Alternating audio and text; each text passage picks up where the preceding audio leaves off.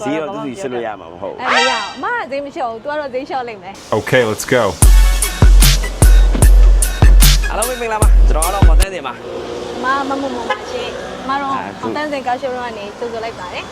ကျွန်တော်အနောက်မှာရှိတဲ့ကားကိုဒါ तू ကကျွန်တော်မေးမယ်ပေါ့နော်ကျွန်တော်ကဖြေပေးရမှာ तू ကအခုသူ့ကိုခိုင်းစားရမှာပေါ့နော်ပြောမယ်ဆိုတော့အဲ့တော့နောက်မှာရှိတဲ့ကားကို तू ကသိကျင်တယ်ဆိုတော့ကျွန်တော်ပြောပြပေးပါဆိုတော့ပြောပြပေးရမှာအဲ့လို ဝါ EV ကားကြိုက်တဲ့သူပါအဲဒါကြောင့်မလို့ဒီနေ့ဒီကားလေးကိုလည်းဘာမှမသိသေးတော့ကိုတန်းစင်မေးနဲ့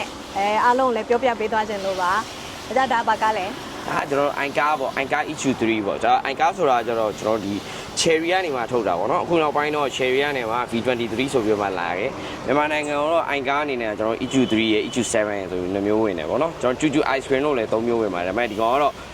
EQ3 ကတော့နည်းနည်းလေးလူကြိုက်ပုံများတယ်ပေါ့တန်မုံပုံစံလေးပေါက်တာ range ကျတော့ဘယ်လောက်ရလဲ range ကကျွန်တော်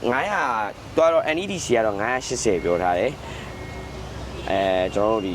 980ဆိုမဲ့တကယ်မောင်းလို့ရ900လောက်ပဲပါတာပေါ့နော်အဲ့လို900ဆိုရင်ခီးတွေပါအေးစေးသွားလို့ရတော့လို့ရတော့ကျွန်တော်လေးကနေပြီးတော့လောက်ကကောင်းကောင်းရောက်တော့ပေါ့နေပြီးတော့ဟိုအသွင်ကောင်းကြတော့ GBD လား CCS လားကျွန်တော် GBD ကောင်းနဲ့လာတယ်ဆိုတော့ CCS 2ကတော့မလာဘူး GBD ကောင်းနဲ့ပဲလာတယ်အသွင်ချိန်ကြဘယ်လောက်ကြာ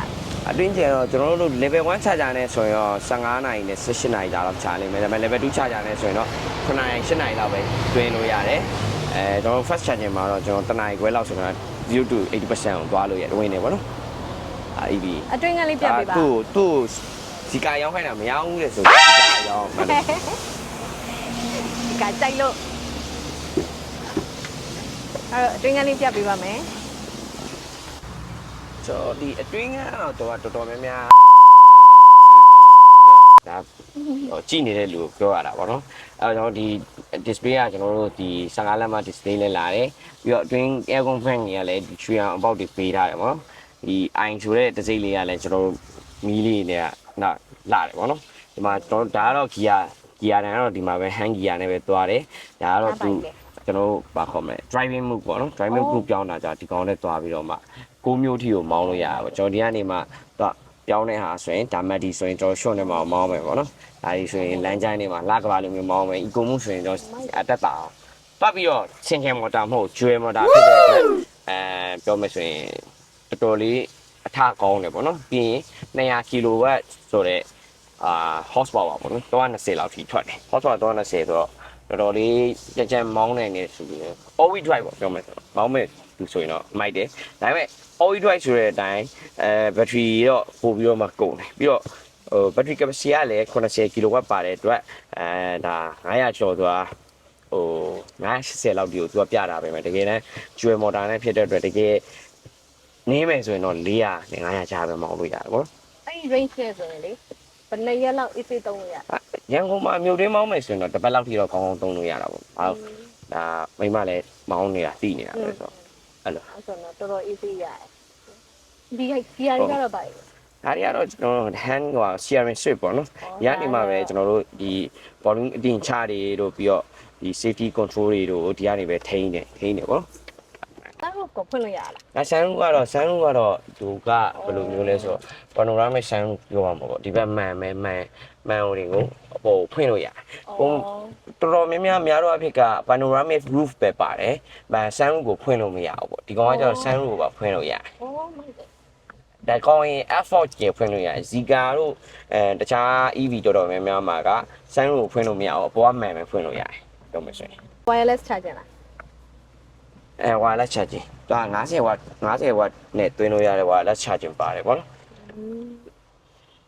ပြီးရင်သူ sound system တွေပါဆိုလဲ Infinity sound system တွေတုံထားပေးတယ်ပြီးတော့ခုရှိတာဒီလက်တင်ထဲမှာတော့ကူးပေါက်လည်းပါသေးတယ်ကူးပေါက်ပါတဲ့အတွက်ကူးပေါက်ပါတဲ့အတွက်အေးတွေပါထည့်ထားမယ်ဆိုရင်ဒီကနေမှအေးနေမယ်ရီဒီပါထည့်ထားမယ်ဆိုလေအေးနေရလေးရှိမယ်ပြီးရင်ဒီဘက်မှာ USB တစ်ပေါက် Type C တစ်ပေါက်ပါတယ်အဲ့လိုဒါကပ်ပေါ်တာနှစ်ပေါက်ကတော့ဒါဒီတိုင်းပဲပေါ့နော်ပြီးရင်နှစ်ဖက်လုံးစီမော်တာပါတယ်နောက်ကြည့်ပါနောက်ခမ်းမှာဆိုလဲကျဲတယ် နောက်ဘက်မှာလည်းကျေတယ်ပြီးတော့ထိုင်ရတာလည်းတက်တောင့်တက်တာရှိတယ်ဒါပေမဲ့သူကတန်ဖုံးဆိုင်ဆိုပေမဲ့နည်းနည်းလေးကျင်းတယ်လို့ခံစားရတယ်ဗောနော်ခြားကားရတဲ့ရှင်တော့သူကတစ်ခုကောင်းတာဗာလဲဆိုဒီနောက်မှာလည်း air con fan ပေးထားတယ် USB ပေါက် Type C ပေါက်60 watt ဗောနော်60 watt Type C ပေါက်တစ်ပေါက်ပေးထားတယ်တစ်ခုကောင်းတာကျွန်တော်တို့ခီးသွားတဲ့ခါကျရင် PC ပါကြီးတင်မယ်ဆိုလဲသူကအနောက်ကဒီကခောက်ထားလို့လေခုံကနေခောက်ထားလို့လည်းရတယ်ဒီအောက်ထဲမှာ PC တွေအများကြီးတူးစေထည့်တာလို့ရသူကဟိုပေါ့နော်ခုံခောက်လိုက်ရင်ဒီကောင်ခုံခောက်လိုက်ရင်ဒါနောက်ကျေအပြည့်ကြီးဖြစ်သွားပေါ့ဒါဒီတိုင်းဆိုရင်ဒီတိုင်းပဲသွားမယ်ဆိုရင်ခုံကကောင်းကောင်းခောက်လို့မရအောင်ဒါဒီတိုင်းခောက်လို့ပဲရဒီတိုင်းပဲရဒီလိုကြီးဟာထင်တယ်ပေါ့နော်ဒါကြောင့်ဒါဒီကခောက်လိုက်မယ်ဆိုရင်ဒါအဲ့ဒါကြီးတော့တက်တောင့်တက်တာဖြစ်အောင်တော့ပြီးတပြည့်နဲ့ဖြစ်သွားပစ္စည်းအများကြီးတင်လို့ရနောက်ဖုံးလေးရကြတော့ဒါပါကြီးလေနောက်ဒါတော့သူ C2 box စီထည့်လို့ရတော့ဗောနော်သူကဒီကောင်ဖွင့်လိုက်ရင်အထဲမှာပစ္စည်း2စီထည့်လို့ရတယ်ထည့်လို့ရတော့ပိတ်လိုက်ရင်လည်းတော့ကြောက်ပါတယ်ဗောနော်ဒါပစ္စည်းအများကြီးထည့်လို့ရဒါနောက်ဖုံးခောက်ထားတဲ့အတွက်ပစ္စည်းအများကြီးပြန့်နေမှာဆိုရင်ကျွန်တော်တို့600လီတာလောက်ဆန့်တယ်sorry 900လီတာလောက်ဆန့်တယ်ပစ္စည်းခုံခောက်လိုက်ရင်ဗောနော်အနောက်ထဲမှာလည်းဝူဖာပါတဲ့အတွက် sound system infinity ဖြစ်တဲ့အတွက်တန်စနစ်တွေပါကောင်းကောင်းနားထောင်လို့ရအဲ့လိုမျိုးတွေရှိနေရတော်ပြီးတော့ဒီကောင်ကအပြင်မှာပစ္စည်းသွားတဲ့ခါထားတဲ့ခါကျရင်ထားပါတော့ campaign တွေပါသွားတဲ့ခါကျရင်ဒါနောက်မှာခုံမှာထိုင်ကြလို့အဲ့လိုရှိရပေါ့နော်သူကလေတွေပါတိုက်တဲ့ခါကျရင်ဒီကောင်ချလိုက်လွတ်ချလိုက်တော့ဒီကောင်ပြန်မပိတ်တော့ဘူးပြီးရင်နောက်မှာလည်းဒီထဲမှာလည်းသူကပစ္စည်းတွေပါထားပါတော့ချိတ်ထားလို့ရတာပေါ့ဒါတွေကိုပစ္စည်းချိတ်ဒီပစ္စည်းချိတ်တဲ့ချိတ်လေးတခြားပေးထားတယ်ပြောမယ်ဟိုင်ခီးသွားမယ် campaign တွေပါခီးထွက်မယ်ဆိုရင်ဒါတယောက်တူထိုင်ကြမှာဒီမှာလည်းအထဲမှာဒီခင်းပြီးတော့ဝင်းရလေးခင်းပြီးအိတ်လို့လည်းရတယ်ဒါခီးထွက်တဲ့လူတွေတော့တော်တော်လေးကောင်းတော့ဗောနော်ပြောမယ်ဒါပေမဲ့နောက်တစ်ခါမှတော့သူကဒီဆွက်ကက်လေးတန်လိုက်ဆွက်ကက်လေးပေးထားလေးရှိတယ်ဆွက်ကက်ဆိုတာဘာကြီးလဲဆွက်ကက်ဆိုတာဒီတန်လိုက်ဟိုဘယ်လိုပြောမလဲတကားမပိတ်တာတော့မကြတာတော့ဆိုရင်တော့အော်တိုဆွဲပြီးကတ်သွားတန်လိုက်ပုံစံလို့ပြော magnet ပုံစံမျိုးလေးပြီးတော့တာယာအနေနဲ့ဆိုလဲ16လက်မှပေးထားတာပေါ့ဒါမိမတိအောင်လို့ပြောပြရပါဘောတိအောင်ဆိုတာသူကတာယာမှာလေဒါ EV တာယာလို့ EV တာယာပဲတီးတန့်သုံးရမှာလား EV တာယာဘာကွာဝါလဲတခြားတာပါကွာအမှန်တော့ technology တွေကတော့သုံးပေမဲ့ကျွန်တော်ရိုးရိုးတာလည်းသုံးလို့ရတယ်ပြီးတော့တာယာကြည့်ပုံလည်းပြတခါလေးတင်ပြီးတာဥမာဒီမှာ225ပေါ့225 55 R19 ဆိုရင်225ဆိုတာကျသူ့ရဲ့ပြက်မီဒီယာရှိတယ်ပြက်က225ပေါ့မီလီမီတာပုံစံလိုမျိုးပေါ့နော်55ဆိုတာသူ့ရဲ့ stroke ပေါ့ဗျာဒီ stroke 55ဒူးတယ်ပေါ့ပြောရရင်16လက်မဆိုတာကျဒီ16လက်မဆိုတာဒီရဲ့သူ့ရဲ့အချင်းကို16လက်မပေါ့ဗျာဒီ16အလွိုင်းရဲ့အလွိုင်းနဲ့တာယာ16လက်မဆိုရင်အလွိုင်းကလည်း16လက်မဖြစ်မယ်တာယာလည်း16လက်မဖြစ်ရအဲ့လို225ဆိုတာသူ့ရဲ့ပြက်235 245ဆိုတော့အဲ့ဆိုရင်ဒီ size ကြီးရဆိုဘယ်လိုပဲလို့ဆိုတက်လို့ရတယ်ပြီးတော့ဒီမှာ99 ဆိုတာကြာသူ့ရဲ့99ဆိုတာကြာသူ့ရဲ့ weight တွေပါတယ်ပေးထားတယ် h ကကြာသူ့ရဲ့ speed z ဒီကောင်းဆိုရင်ကီလို200ထိမောင်းလို့ရတယ်ဗောနော်sorry 250ကီလိုမီတာအဆုံးထိမောင်းလို့ရတယ် h ကကြာ z တို့ပါလို့ဆိုရင်ကီလိုမီတာ400လောက်ထိကိုမောင်းလို့ရတယ်ဒါတော့မရှိစူပါကားတွေမှာပဲပါတော့တိုင်ကားတွေမှာပဲပါအဲ့တော့သူ့မှာဒါတာယာရဲ့တလုံးရဲ့အသက်ကကျတော့ဒိတ်ကြည့်ရသည်ဒိတ်ကကျတော့ဒီမှာသူ့ရဲ့ဒီလို4000လေးပေးထားတယ်ဒိတ်ကကျဒါ24ပေါ့ဒါတော့24ခုနှစ်ပေါ့နော်အဲ့တော့ဒီမှာ24ဆိုတာ24ခုနှစ်ရှေ့က16ဆိုတာကျတော့အပိုက်ရ16ဆို16ပတ်16ပတ်ဆိုတစ်ပတ်မှာ4လတစ်လမှာ4ပတ်ရှိရတယ်4 16ဆိုရင် April 2024ထုတ်တာအဲ့ဒါမှလို့ရ